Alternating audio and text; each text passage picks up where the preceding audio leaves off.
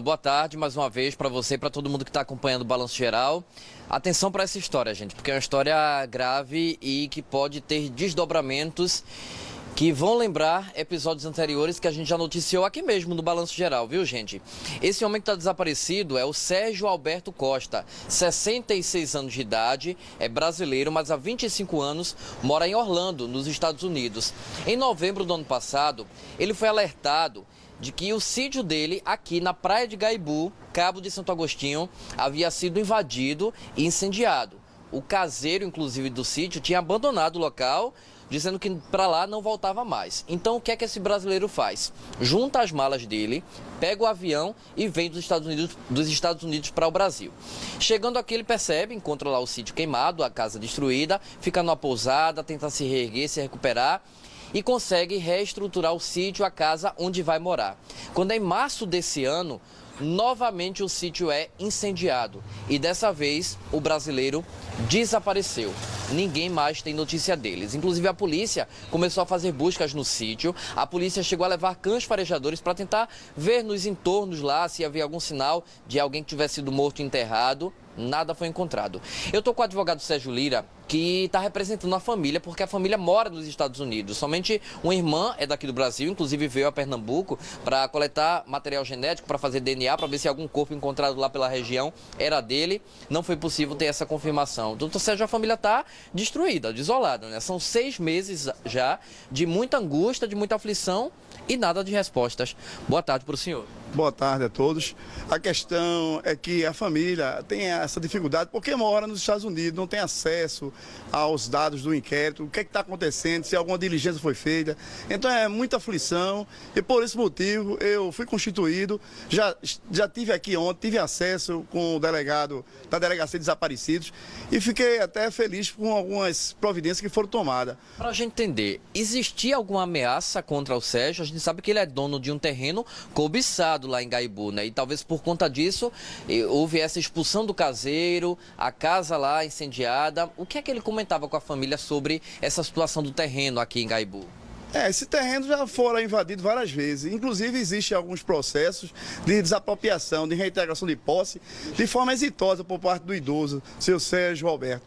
E esses invasores provavelmente são os suspeitos da situação, do desaparecimento. Inclusive, uma situação inusitada é o carro, o veículo da vítima está ainda circulando até o exato momento na região onde houve o fato. Como se alguém tivesse se apropriado do carro dele e tivesse acreditando na impunidade, andando por lá tranquilamente. Exatamente, o delegado me informou que existe uma queixa de roubo, mesmo assim esse carro ainda não foi apreendido, né, de forma, assim, vamos dizer assim, inusitada, continua transitando ali nas regiões ali de Gaibu. O que é que eu queria chamar a atenção de todos vocês, gente? Presta atenção. Em junho do ano passado, a gente noticiou aqui no Balanço Geral uma situação que chamou muita atenção de todo mundo, porque 2 amigos, conhecidos como Dredd e Ameba, a gente tem imagens de arquivo dessa história toda, o Davi Emanuel da Silva Melo, conhecido como Dredd, de 36 anos, e o amigo dele, o Cleiton Castro dos Santos, conhecido como Ameba, de 39 anos, tinham ido para uma residência lá mesmo nessa região de Gaibu, aquela área de terras mais longe da praia, mas de qualquer forma extremamente valorizadas. E nesse imóvel existia também uma discussão, um debate sobre se eles realmente eram os proprietários, se deviam entregar a casa a alguém. Eu lembro até que chegaram a pichar na casa a ordem para que eles fossem embora dali. Não foram. O resultado é que os 2 foram arrastados. O que é relatado da polícia é que 6 homens encapuzados teriam pego os 2, arrastados para uma área de mata, eles teriam sido obrigados a cavar uma cova rasa e sumiram.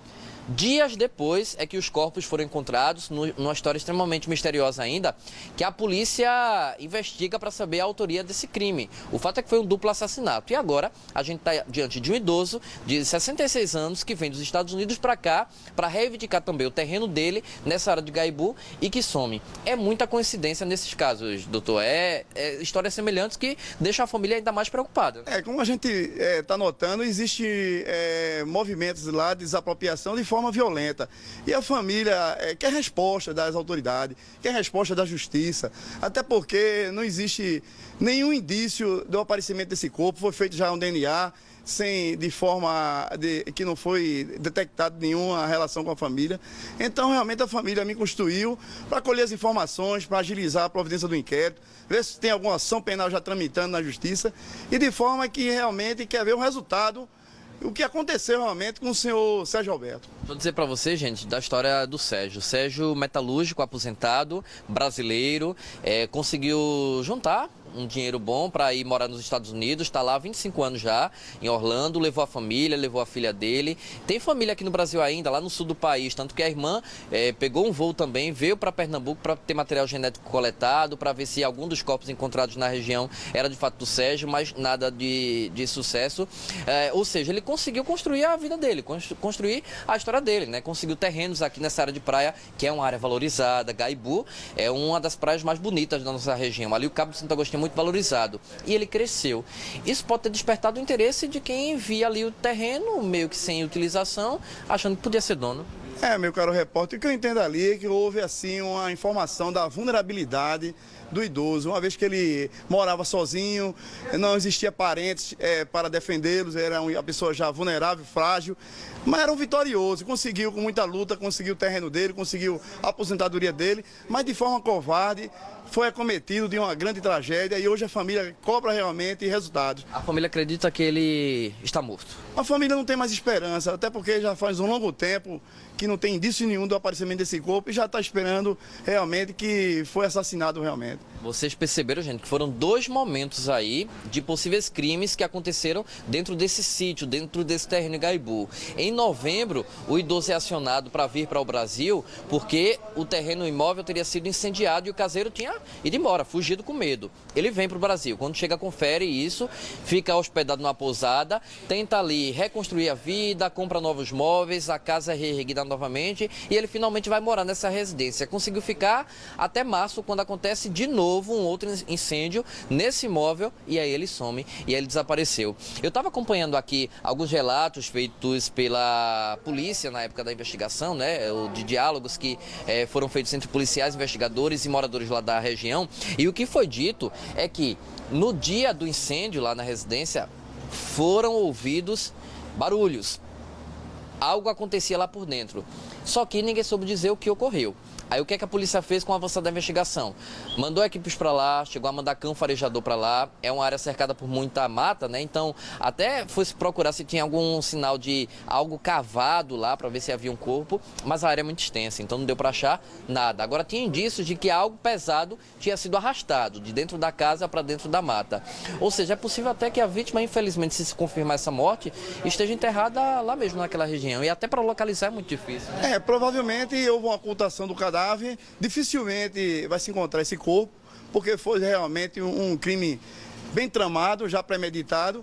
Mas eu quero falar uma coisa aqui muito importante. O delegado, muito competente, tem feito algumas diligências, já requereu algumas cautelares, que provavelmente vai identificar o criminoso. Sabe o que me chamou a atenção, gente? É que o carro do aposentado, ele foi flagrado até num radar 3 dias depois do sumiço dele, quando ele já não dava contato, mas não fazia mais contato nenhum com a família, quando a família já estava preocupada, aflita, e aí chega a notificação lá de que o carro estava flagrado no radar andando por aquela região, ou seja, como se de fato estivessem utilizando o veículo dele. Para cá ele veio com muito dinheiro, ele veio com uma condição boa quando ele voltou para cá, até para se sustentar. Eu imagino que ele tenha tido a condição necessária para se manter aqui no Brasil por esses pelo menos 6 meses, né, ou 5 meses, o tempo que ele ficou por aqui, né? Provavelmente ele era uma pessoa estruturada financeiramente. Para esse tempo todinho de trabalho, foi para os Estados Unidos, e lá todo mundo sabe que o dólar é uma moeda supervalorizada.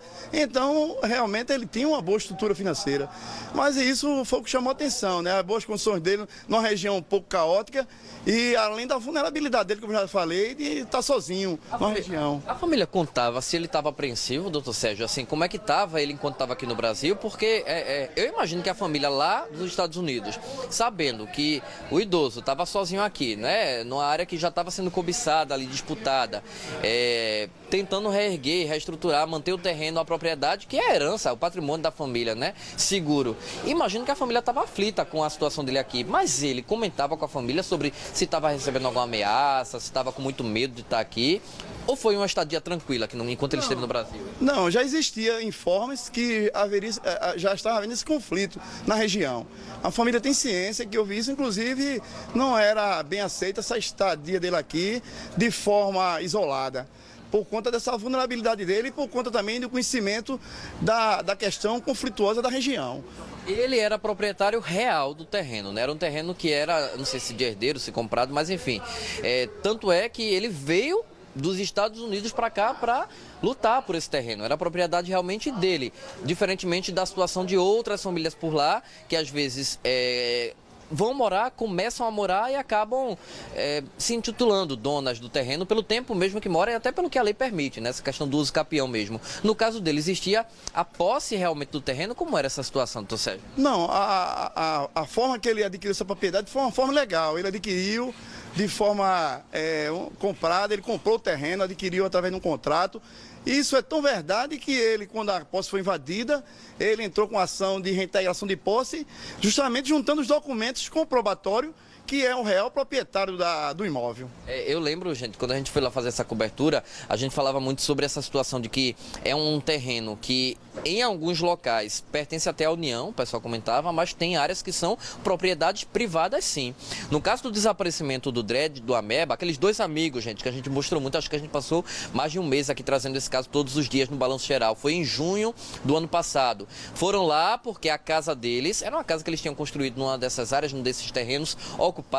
A casa deles já tinha sido invadida por outras pessoas. E eles foram lá para mostrar que a casa, o imóvel, tinha proprietário, tinha dono. Assim como fez agora o idoso Sérgio, que veio dos Estados Unidos para cá para mostrar que o local tinha proprietário, tinha dono, que não podia estar invadido ou atirando fogo como estavam fazendo. E aí o Dredd e a Ameba, que já tinham recebido ameaça, principalmente o proprietário do imóvel, né? O outro era segurança, amigo, mas um era o dono real, um era tatuador, outro era vigilante, e chegaram a pichar lá para que eles fossem embora, que não fossem embora. E o que a comunidade relatou na época foi que eles teriam sido arrastados, levados num carro lá por 6 homens encapuzados de maneira muito violenta, com armas de grosso calibre. A polícia fez muitas buscas. Eu lembro que a gente mostrou aqui ao vivo no Balanço Geral, Gernan, você deve lembrar também, aquelas buscas feitas ali nos entornos, nos arredores. E o pessoal localizou até uma casa que estava lá com sinais de que pudesse ter sido utilizada por alguém que tinha participado desse sumiço, desse desaparecimento, desse arrebatamento aí desses dois jovens, mas nada avançou naquela época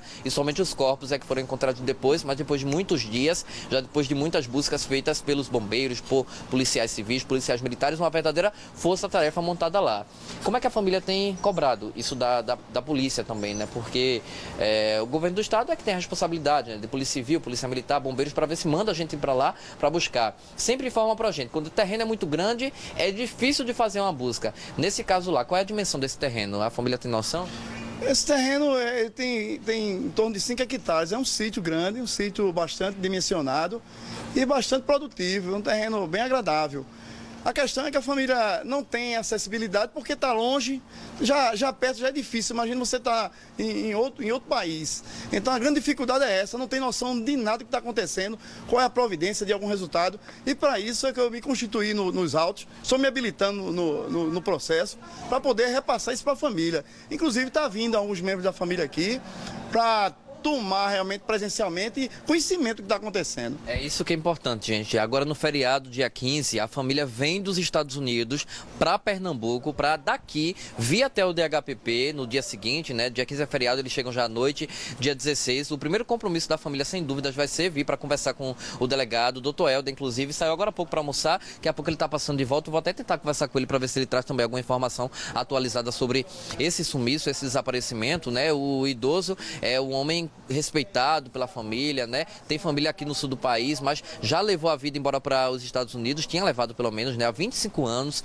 conseguiu conquistar esse patrimônio, aqui conseguiu formar esse sítio, né? Comprar esse sítio e estruturar ali com a casa. Não era um local em que ele vivia, porque ele estava lá, mas era uma propriedade dele, que ele mantinha um caseiro, ou seja, mantinha um certo cuidado. Não estava abandonado, não era um terreno que estava lá aberto para quem quisesse chegar a morar. O pessoal sabia que existia realmente lá um dono, tanto é que tinha caseiro. Até novembro, quando esse caseiro, de repente, decide ir embora por conta já do incêndio criminoso, das ameaças que vêm acontecendo, né? Veja bem, esse terreno era protegido, era vigiado. A questão é essa, é que já existia uma premeditação de tomar esse terreno na força, na violência, com o uso da violência, várias ameaças, tem várias ocorrências lá na delegacia lá do Cabo. Então foi uma coisa realmente que envergonha nosso Estado. O cidadão vindo dos Estados Unidos, adquirir uma propriedade de forma lícita, trabalhando para comprar. De repente, esse rapaz ser tragicamente tirado da sua posse, inclusive seu corpo desaparecido. Então o Estado tem que dar uma resposta.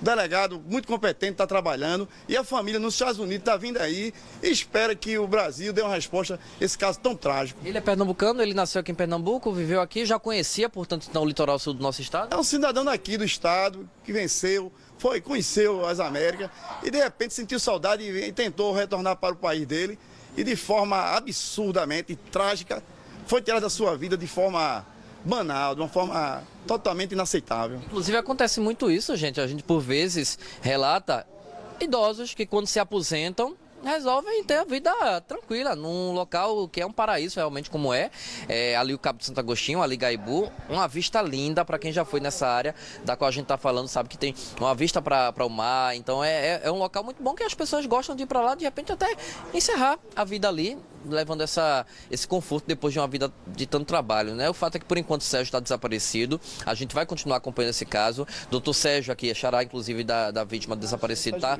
de perto acompanhando. Na quarta-feira que vem, Gernan, ele vai estar aqui com a família dos Estados Unidos aqui em Pernambuco, aqui no DHPP, e é um caso que a gente vai trazer acompanhamento nos próximos dias. Gernan.